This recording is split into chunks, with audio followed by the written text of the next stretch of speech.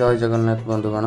प्रभु जगन्नाथ रथयात्रा कहीं हुए केवेड़ार आरंभ होता आज ये विषय आम जाना। जय जगन्नाथ बंधुगण, आपण मैंने निश्चय प्रतिवर्ष पुरी रथयात्रा देखुवे। टीवी रे हेउ मोबाइल रे हेउ किंबा सीधा सड़क पुरीर बड़दाण्डर जाई प्रभु रथ टाणी थे। किंतु केवे भाविचंती कि प्रभु जगन्नाथ वर्ष को मात्र थरे कहीं श्रीमंदिर बाहर को आसती। रथयात्रा कहीं हुए आउ यार परंपरा केबेठार आरंभ होई। आज आम ये विषय आलोचना करिबा।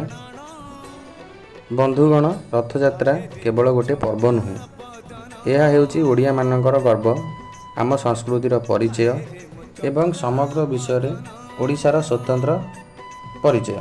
प्रतिवर्ष आषाढ़ मासर शुक्ल पक्ष द्वितीया तिथि प्रभु जगन्नाथ बड़ भाई बलभद्र एवं भौणी सुभद्रा तीनोटी अलग अलग रथरे बसी श्रीमंदिर गुंडीचा मंदिर को यात्रा करती। यही गुंडीचा मंदिर को प्रभुंक माउसी घर बोली मध्य कहुए। सेठारे 7 दिन रहिबा परे प्रभु बाहुड़ा यात्रा पुणी श्रीमंदिर को फेरी आसती। एक कथा आपण मैंने जानिथिबे।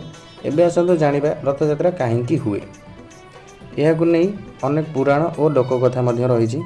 सबुठारु प्रचलित कथा हेउची, दिने देवी सुभद्रांकर इच्छा हैला नगर बुलिया पाई। तांको इच्छा पूरण करिया पाई भाई श्रीकृष्ण और बलराम तांको रथरे बसाई नगर परिक्रमा कराइले। सेही घटना को स्मरण करी आज रथयात्रा पालन करा जाए बोली विश्वास करा जाए। आउ एक विश्वास अनुसार प्रभु जगन्नाथ समस्तंकर ठाकुर। एमिति अनेक भक्त अछंती जो माने श्रीमंदिर भीतर को जाई पारंती नाही। सेतिपाई प्रभु निजे मंदिर बाहर को आसती, समस्त को दर्शन दियंती। से गरीब हो धनी हो जे कौनसी जातिर भी हो, तांका घरे सेटा कौनसी प्रभाव पड़े ना। सेतिपाई ताकू पतित पावन बोली कहा जाए। रथयात्रार आउ एक बड़ वार्ता हेउची समानता। जेतेबेले पुरीर गजपति महाराज सुनार झाड़ूरे रथ सफा करती, से नीति छेरा पहरा कहा जाए।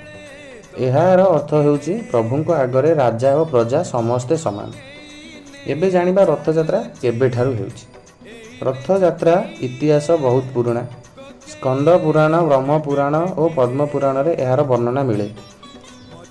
इतिहास विद मानक मतरे द्वादश शताब्दी रे गंगवंशर राजा अनंत वर्मा चोड़ंग देवंक श्रीमंदिर निर्माण करिबा परे एही रथयात्रा अधिक सुसंगठित भावे पालन हेबा आरंभ होइतिला। तेबे एहार परंपरा एहाठारु आहुरी पुरातन बोली विश्वास रही। रथयात्रार सबुठारु बड़ विशेषता हेउची प्रतिवर्ष